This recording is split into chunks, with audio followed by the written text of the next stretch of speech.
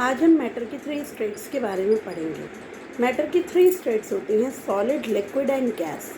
Solids जो substance आप अपने चारों तरफ बहुत सारी चीज़ें देखते हैं। कुछ चीज़ें ऐसी होती हैं जैसे पेंसिल है, पेन है, कॉपी है। These are the solid substance. Liquid like water, kerosene, oil, ये सारी चीज़ें क्या हैं? लिक्विड्स हैं।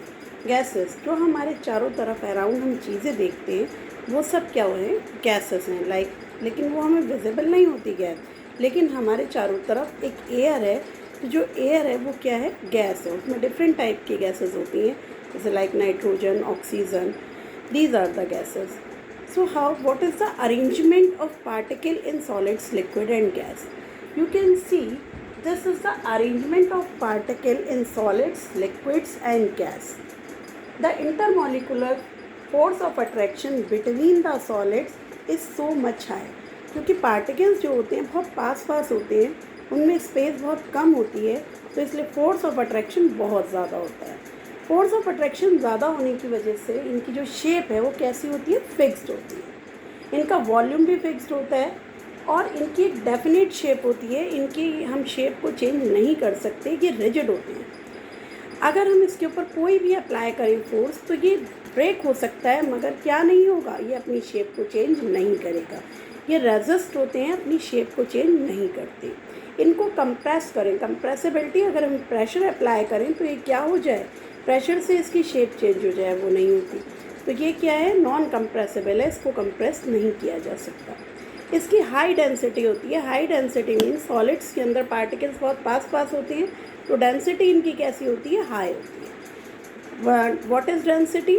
Density mass per unit volume is known as density. So अगर हम लिक्विड्स की बात करें तो लिक्विड्स की जो शेप होती है वो फिक्स्ड नहीं होती। जैसे अगर हम एक गिलास में पानी करें, ये ग्लास ऑफ वाटर लिया हमने और इसके अंदर हमने पानी है, तो ये जो पानी है अगर हम इसे किसी बॉटल में करेंगे तो ये बॉटल की शेप ले लेगा। अभी ये किसकी शेप है? ग्लास की शेप में है, तो इसकी शेप चेंज हो सकती है, मगर जो इसका वॉल्यूम होगा वो क्या रहेगा? फिक्स्ड रहेगा।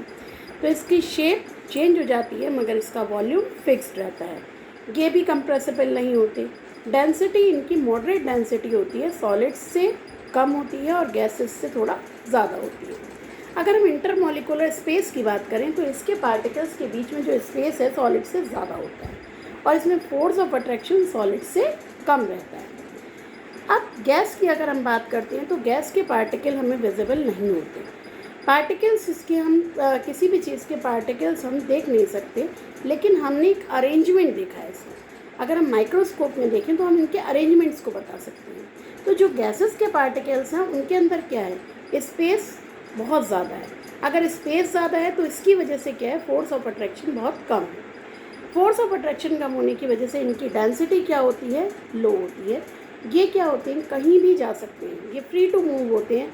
अगर आप एक 5 kg गैस को 10 kg के कंटेनर में डालेंगे तो वो 10 kg को फिल कर देगी, फुल कंटेनर को फिल कर देगी। अगर आप वही 5 kg गैस 15 kg के कंटेनर में डालेंगे तो वो 15 kg के कंटेनर को भी फिल कर देगी। तो इस तरीके से हम समझ सकते हैं कि what are the states of matter and what is the difference between state of matter.